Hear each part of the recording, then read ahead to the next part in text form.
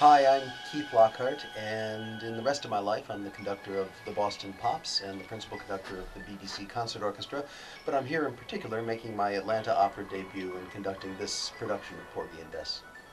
Well, Keith Lockhart, as a kid, was a somewhat over-serious young man growing up with two IBMers for parents, a mathematician and a hardware engineer.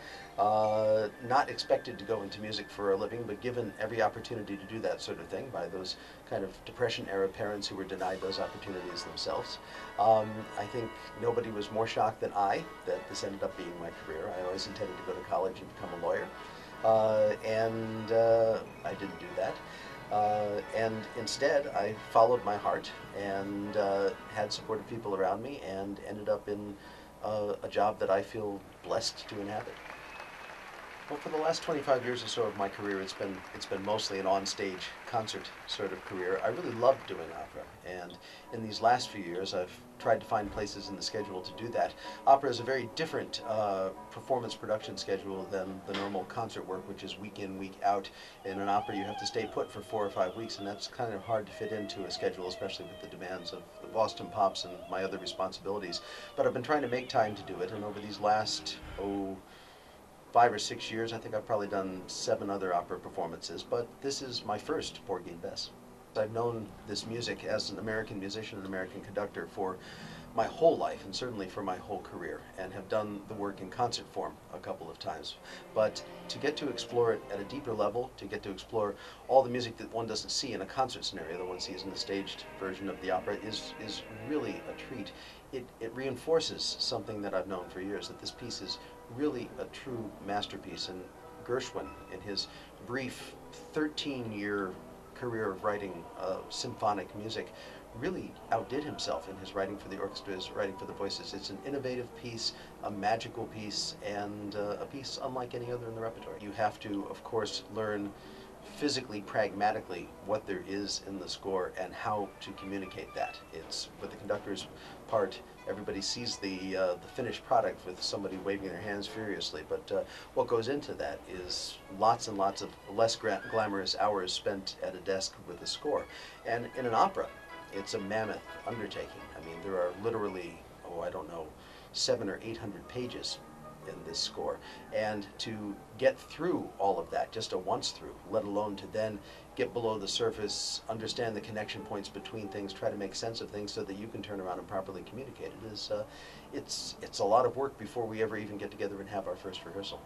I do like the fact that you have enough time to really assimilate the score and really feel part of it and not just feel like you're getting something onto the stage quickly.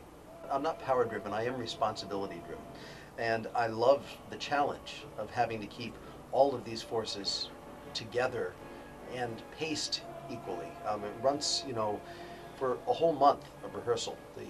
This show is Larry Marshall's show, the director. It's his job. I make sure that musically we're on the right page. But once we get to the performances, the director steps out, and it's the conductor's show in terms of pacing, in terms of ensemble, in terms of keeping all the disparate elements together. And you have to be on your toes. You have to constantly be reacting to what's going on, and also at the same time causatory of what's going on. Larry has devoted such a large part of his career to this work. He knows it from the ground up and from an interior place that I can only marvel at. Of course, I come in from the outside, have never done a staged Porgy and Bess, and here is a person who has been on stage in so many productions of Porgy and Bess. When he's working with the cast, one of the things that is fascinating, of course, if we're missing somebody for whatever reason, he'll step in and sing that person's role. Pretty much anybody's role in the entire show. And so, a lot of times when you work with the director, they're feeling things out, they're seeing if this works. Larry knows what works coming in. Of course, you tailor that and temper that to the particular artist you're working with. But basically, he has a concept for pretty much every word and every note of the show, and that's fascinating to watch and very educational. I think for me, it always comes back to the genius of George Gershwin. As an American conductor, the conductor of the self-styled America's Orchestra, I do a lot of Gershwin, and I am always amazed at the central role he played in establishing an American music. Gershwin was prodigiously, ridiculously talented, turned to symphonic composition because he wanted to challenge himself beyond being the toast of Broadway, which he already was as a 19-year-old. And in 1924, he wrote a piece called Rhapsody in Blue that kind of put him on the map that way. And by 1937, he was dead. And in that period of time, he created an American sound, an American idiom that translated into symphonic music and translated around the world. Porgy and Bess is the last and greatest of those efforts. I think it truly is, as much as this can be said, the great American opera, because it fuses so many things that are American into a tradition that's centuries old. And I think when people hear this piece, they should think of it in the lens of the man who created, the man whose vision it was, the man who took this as a very serious, very American topic that deals with very human and universal emotions, which all great opera does, and also deals with issues in America that we still deal with to one extent or another today, and realize what a truly great work we were blessed to be given by Mr. Gershwin and company.